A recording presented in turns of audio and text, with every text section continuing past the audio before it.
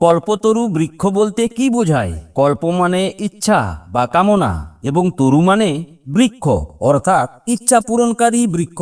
পুরাণ মতে এটি স্বর্গলোকের এক অলৌকিক বৃক্ষ যা মনস্কামনা পূর্ণ করে। এটি দেবলোকের ইন্দ্রের নন্দনবনে অবস্থিত একটি অলৌকিক বৃক্ষ যা প্রার্থনা করলে সমস্ত মনোবাঞ্ছা পূরণ করে। এটি রামকৃষ্ণ পরমহংসদেবের সঙ্গে বিশেষভাবে যুক্ত, কারণ 1886 সালের 1 জানুয়ারি তিনি তার কাশীপুর বাগানে শিষ্যদের কাছে নিজেকে এই কল্পতরু রূপে প্রকাশ করেছিলেন, তাদের আধ্যাত্মিক শক্তি ও মুক্তি প্রদান করেছিলেন। রামকৃষ্ণের শিষ্য রামচন্দ্র দত্ত এই দিনটিকে কল্পতরু দিবস হিসেবে নামকরণ করেন, যা আজও পালিত হয়। এই কল্পতরুর কাছে খুব সাবধানে যেতে হয়। চলুন এই কল্পতরু বৃক্ষ নিয়ে একটা ছোট গল্প শোনাই।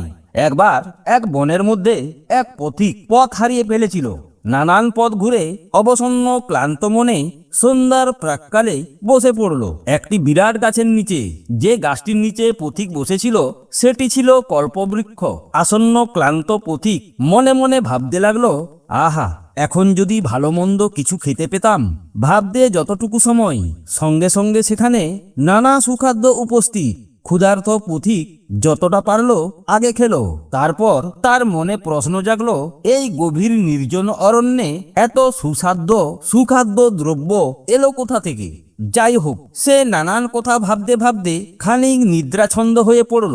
এদিকে স্বপ্নে তখন তাকে বৃক্ষ দেবতা দেখা দিয়ে বললেন, আমি কল্পবৃক্ষ, আমার কাছে যা চাইবে তাই পাবে। তখন ধড়পড়িয়ে উঠে বসলো সেই পথিক। স্বপ্নে যা দেখেছে তা কি সত্যি?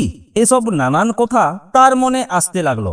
অনেক ভেবে সে ঠিক করলো, একটু পরীক্ষা করেই না হয় দেখা যাক। জীবনে বড় দারিদ্রতা, তাই মনে মনে কল্পতরুর কাছে 1000 স্বর্ণমুদ্রা চাইল সে। সঙ্গে সঙ্গে গাছের উপর থেকে তার কাছে ঝুপ করে একটি কাপড়ের পুঁটলি পড়ল। পথিক পুঁটলি খুলে দেখলো তার মধ্যে চকচক করছে স্বর্ণমুদ্রা। আজ তার নিজেকে খুব সৌভাগ্যবান মনে হচ্ছে। এত অর্থ সে আগে কখনো একসাথে দেখেনি। কি যে আনন্দ হচ্ছে তার! এতদিনের দুঃখ বুঝি আজ ঘুচলো। আনন্দ আনন্দ, শুধু আনন্দ। এসব নানান কথা ভাবতে ভাবতেই তার মনে হলো সে এখনো জঙ্গল থেকে বেরোতে পারেনি।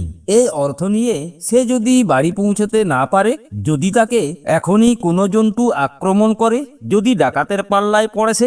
যেই পথিক ভাবলো, অমনি কোথা থেকে যেন হারে রে শব্দ ভেসে এলো। পথিক ভয়ে জড়সড় হয়ে গেল। বন থেকে একটা বাঘ হঠাৎ লাফ দিয়ে পড়ে তীক্ষ্ণ নখে তাকে ছিন্ন ভিন্ন করে ফেললো। সে পথিক মৃত্যুর কোলে ঢলে পড়ল।